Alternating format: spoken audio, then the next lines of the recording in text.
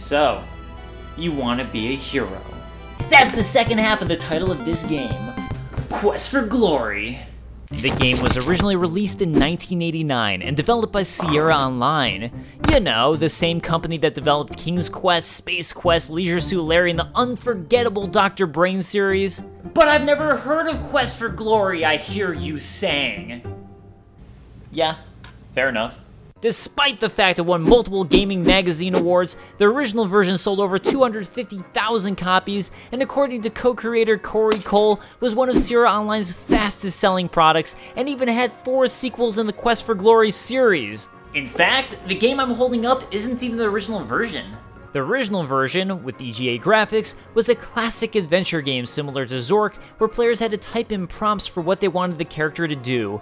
It was also originally called Hero's Quest. However, I never played that version. What I did play was the newly redubbed Quest for Glory VGA Remake, as Hero's Quest was apparently copyrighted and the name had to change. Quest for Glory, So You Want to Be a Hero, the VGA Remake instead used VGA graphics and Sierra's point-and-click gameplay that King's Quest made the company famous for. So what is Quest for Glory? Why am I talking about it? And what if the Big Bang was just a giant entity being born, the universe expanding means it's growing up, our solar system is just an atom, and we're just tiny specks on an electron? Quest for Glory 1, So You Want to Be a Hero.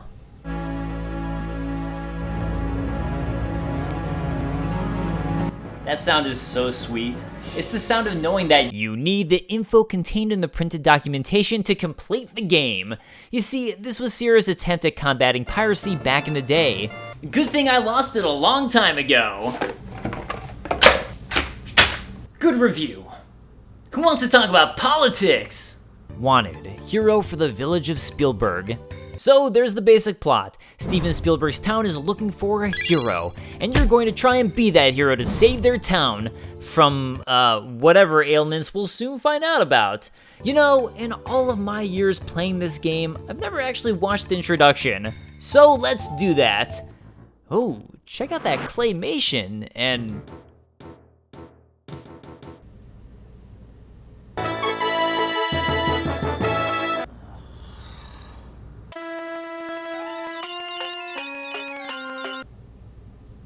I regret doing this. After the credits, now is your chance to choose what kind of hero you want to be. One of the cool things about this game is that there's several ways to tackle each challenge depending on the class you choose. Or you can just be the thief, put points into magic so you can cast spells, and then be a hybrid class that can do just about every single thing in the game. In other words, the real way to play. Also, thieves are badass. If you ever read Alana the First Adventure and met George the Thief, you would know that. That's a deep cut I'm sure about 0.1% of you will understand. You begin your quest by entering the quaint town of Spielberg.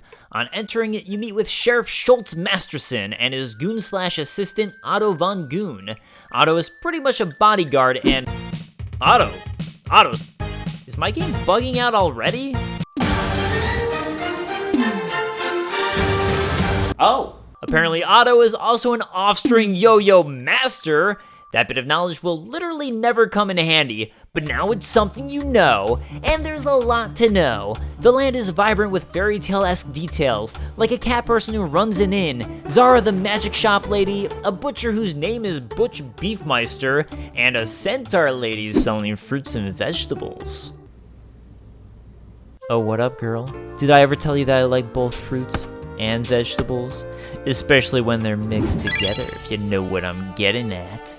Thank you, but my father thinks I am too young. He would not permit it, but perhaps next year! You know what? Screw this town and everyone in it. I'm a thief, and I bet that this house right by her is her house. So let's bust out our lockpick and... You delicately insert the lockpick into your left nostril. Unfortunately, you push it in too far. So apparently you can do that. Anyways, we'll break into her house, steal everything, and... What the? So I guess it was actually the mayor's house.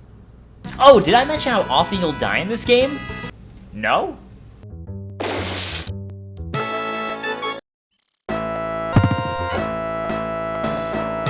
luckily, you can save the game at any point, and you'll need this, and frequent saves.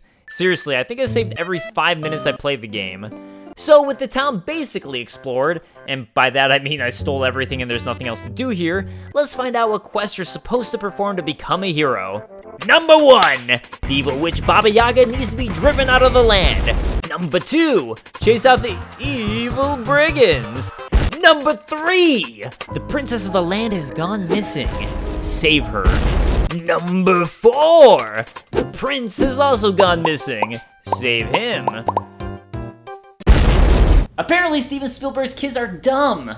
Which, by the way, I haven't been joking when I say Steven Spielberg. See this guy right here? That's Baron Steven von Spielberg, and the owner of this castle. The likeness is astounding. Quests in hand, time to finally adventure and explore. First place to head is to one of my favorite random tricks I figured out in the game, and that's by heading to the Flying Falls. You see, this is one of the few spots in the game you can try to climb, and while you'll initially slip down because my climbing stat is at a measly 5, every time you repeat an action, in true RPG fashion, your stats increase and you become better at it. So, you know what to do. Repeatedly hit the climb button non-stop even when your stamina is low.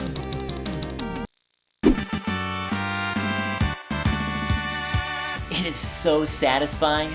Granted, there's only like 2 or 3 other places you could climb in the game, so at the end of the day, I guess there's not really all that much reason to level up your climbing ability, other than to feel awesome about yourself, which I do. Okay, rude. That asshole, that one right there, is Henry the Hermit. You don't have to find him, but he will teach you a spell if you ask him to that makes this ladder appear, and I never used it again. So this little nook explored, time to branch out and really look around. You'll find little meat guys who pop out of rocks and can give you their hair. You'll find plants that spit out seeds, mushrooms near fairies, where if you step in them at night, they'll murder you by having you dance to death. I think that was part of the joy for me in playing this game. It was just an exploring around and seeing what quests and puzzles lie in front of me. In the northeast, you'll find a giant, massive mountain with a tower at the top where you'll find Erasmus, an expert wizard who wants to play Mage's Maze with you and will teach you a new spell if you win. Oh, interesting. How does it do? No, seriously? How does it do? You get absolutely 0 directions on how to play. So I don't want to get too much into Mage's Maze, but it turns out you play as this little sprite thing, you're racing Erasmus's sprite thing to the goal at the bottom, you don't have enough MP to complete the game unless you know to buy a bunch of potions beforehand, and it's generally just awful. After way too long, I finally beat it. Wait, where did he go? Why is he back at the beginning of the maze? What in the... He fell. He fell off. He fell off the cliff.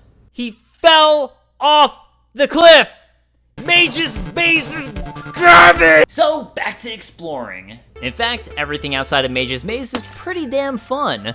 I don't know what any of the stuff I've been doing does, but that's not the point. The point is adventure. And since I'm on such a roll, let's check out this cave that's being guarded by some ogre thing. Maybe I can sneak past...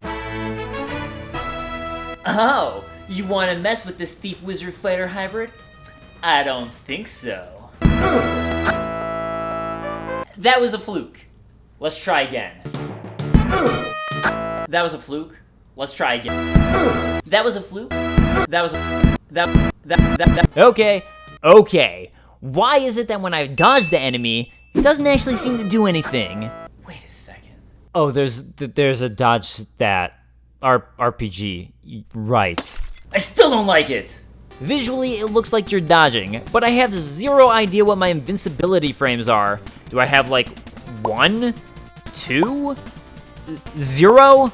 Whatever! Just like climbing, you can just grind on easy enemies until you rocket your stats up. And now that I'm buff and strong, I can finally beat the ogre, find a chained bear in a cave, and a kobold with a key around its neck. I don't really know what all the solutions to this puzzle are, but considering I'm an expert thief, stealing from the kobold seemed like the obvious choice. and in setting free the bear, it turns out to be the prince who'd gone missing. You have the honor of meeting the Baronet Bernard von Spielberg. We are pleased that you...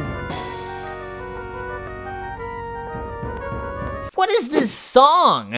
It sounds like it's supposed to be an epic fairy tale reveal, but everything is off rhythm and somehow so grating. Why? Why did you do this to me? Anyways, quest number 4, saving the prince, is complete. And to do quest numbers 1, 2, and 3, I'll do it the only way I know how in this game. By exploring and doing random crap. Is that? Honey, I'm home.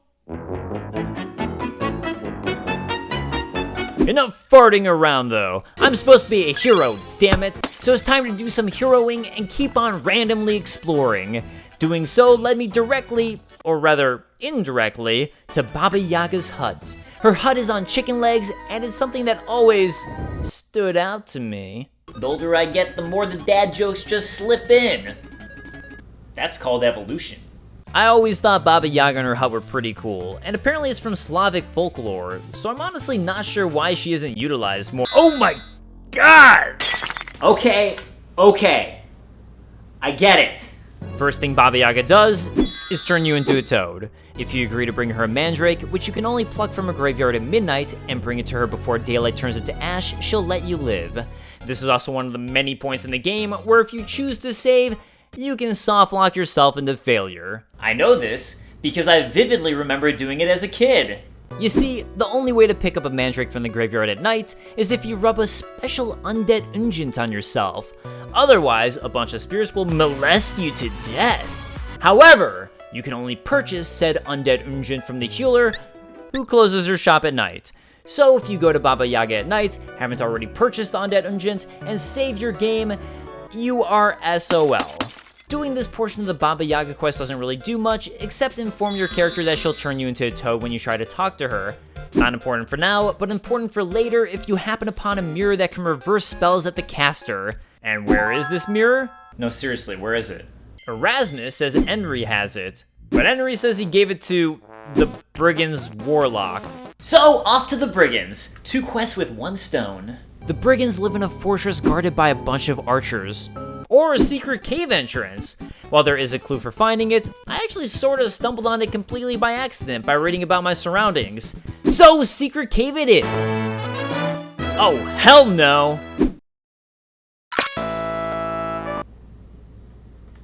If you manage to puzzle your way past the troll, you'll make it to the Brigands' hideout. So, time to save the princess. Yeah! You are the princess? No! Get away from me! After a bunch of trial and error puzzles and frequent saves, you'll reach the brigand leader who turns out to be the princess.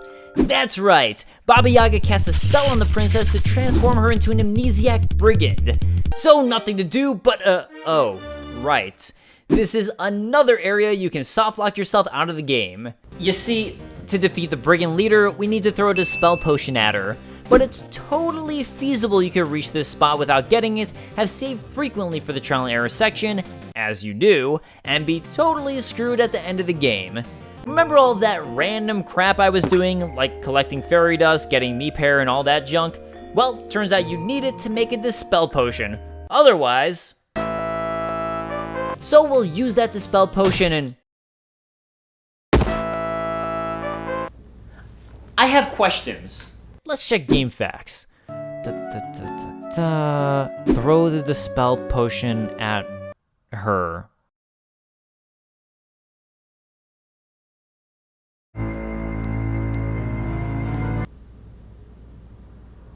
The brigand leader, now princess, turns out to have the magic mirror in her room. So we'll just nab that and use it to reverse Baba Yaga's toe spell on herself. Blam! And with that, she flies away. Steven Spielberg can go back to making movies that are still fun, but not as good as his classics, and you saved the day. Onwards to the desert and Quest for Glory 2, which this video doesn't cover. Replaying Quest for Glory, the game can be a little slow and tedious at times, but I'll always love the RPG elements of it and multiple ways to solve all the various puzzles. It has some kinks, but still stands its own, and was one of my favorite childhood PC games. And that wraps up Quest for Glory. See you guys next time.